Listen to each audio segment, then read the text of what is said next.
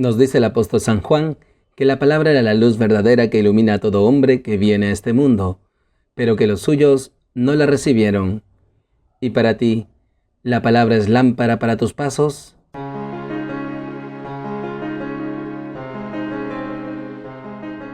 Bienvenidos, queridos hermanos, soy el Padre Ángel Gabriel y esto es Lámpara para mis pasos.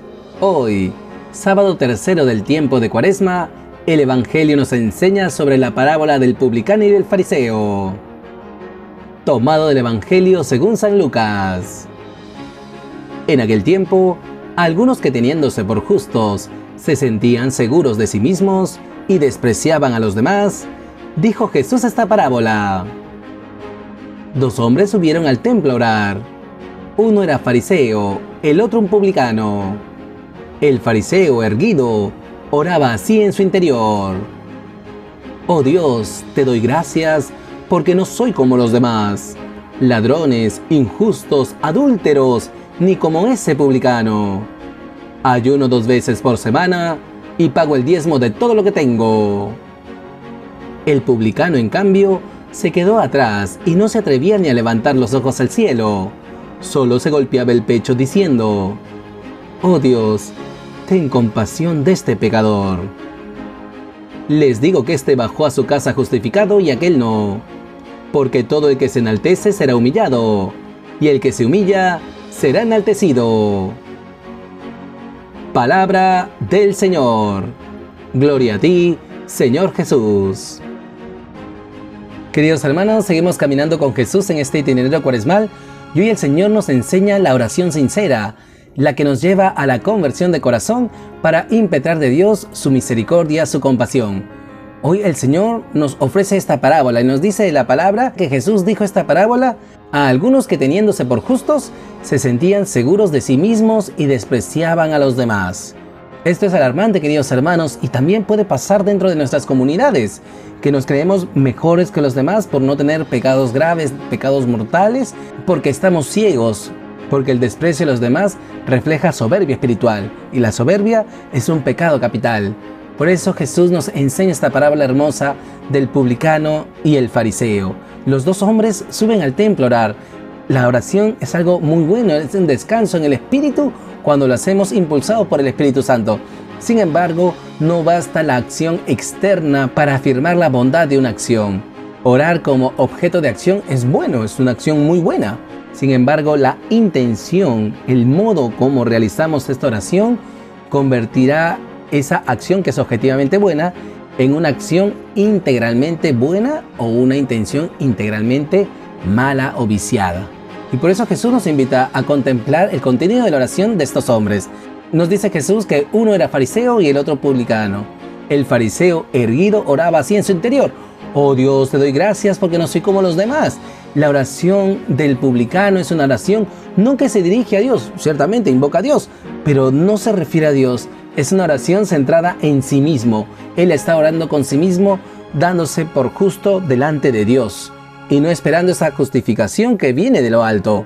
Él cree que es justo porque no es como los demás ladrones, injustos, adúlteros, ni como ese publicano. Y piensa que por realizar prácticas de piedad ya alcanza esa justicia de Dios, esa santidad. Ayuno 2 veces por semana y pago el diezmo de todo lo que tengo. Y no es así, queridos hermanos. Las penitencias cuaresmales no bastan realizarlas, sino más bien hacerlas con espíritu de sacrificio, de entrega, por amor a Dios, y no por cumplir ciertos legalismos ni cumplir cierta normativa de piedad para tenerse por justos. No.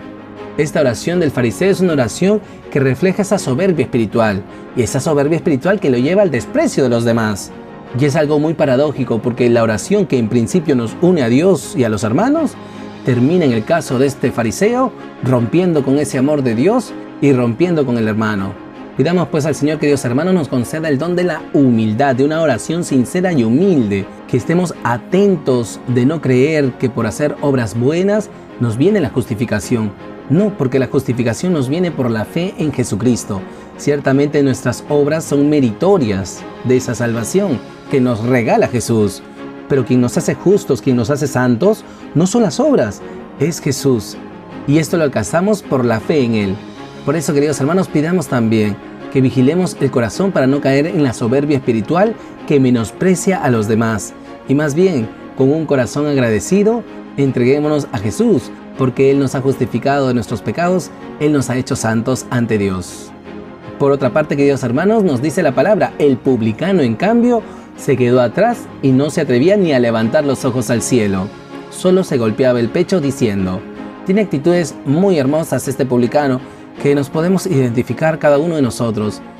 Quedarse atrás, tener esa reverencia, ese temor de Dios al estar en su presencia, pues nosotros hemos pecado mucho, hemos ofendido mucho el amor de Dios, y por eso nos quedamos atrás y no nos atrevemos ni a levantar los ojos al cielo. Sin embargo, Dios es misericordioso y acoge nuestra oración. A nosotros, ¿qué nos queda? Golpearnos el pecho diciendo, como este publicano, oh Dios, ten compasión de este pecador. Y ciertamente, queridos hermanos, el reconocernos pecadores con humildad, no siendo sinvergüenzas, sino con humildad, nos lleva a esa justificación. Porque solamente sintiéndonos pecadores, reconociéndonos pecadores, el Señor va a obrar en nuestra vida, el Señor nos va a justificar, el Señor nos va a santificar. Pues un médico solamente puede sanar a los enfermos. Si yo tengo salud, el médico no me va a dar un tratamiento. Me dirá que siga mi rutina normal, pero si estoy enfermo, el médico sí me pone un tratamiento y me da una dieta específica para poder sanarme. Esto es lo que hace Jesús, y por eso el publicano alcanza de Dios esa misericordia, esa compasión, porque oró con humildad. También nosotros hemos de dirigirnos a Dios, porque la oración es eso, un encuentro con Dios, un conversar con Él y un experimentar su palabra y su misericordia.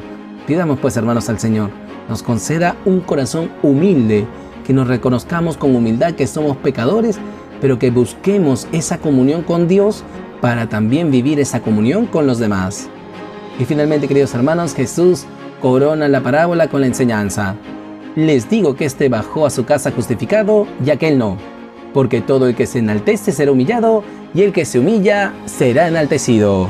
Y es que esta es la lógica de Dios. La lógica de Dios es muy distinta a nuestra lógica humana, porque muchas veces nuestra lógica humana está mundanizada. Nosotros tenemos que tener la mente de Cristo. Solamente cuando nos reconocemos débiles, pecadores, entonces la fuerza del Espíritu viene a invadirnos para levantarnos de nuestra miseria, levantarnos de nuestro pecado.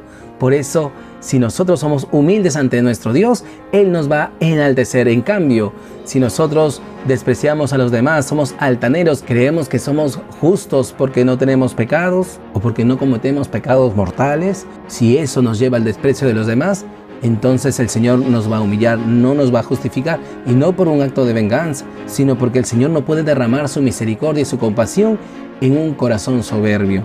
Ciertamente Dios es omnipotente, pero en su omnipotencia Él nos ha dado la libertad.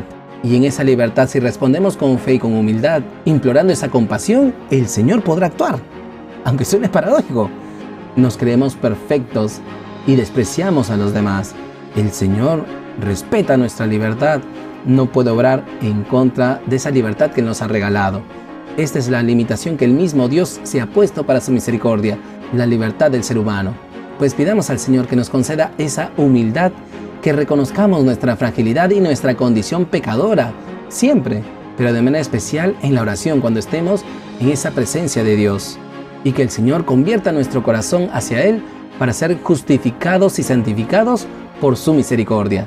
Que en este tiempo de Cuaresma sintamos esta misericordia de Dios para así vivir nuestro bautismo siendo santos como Él es santo.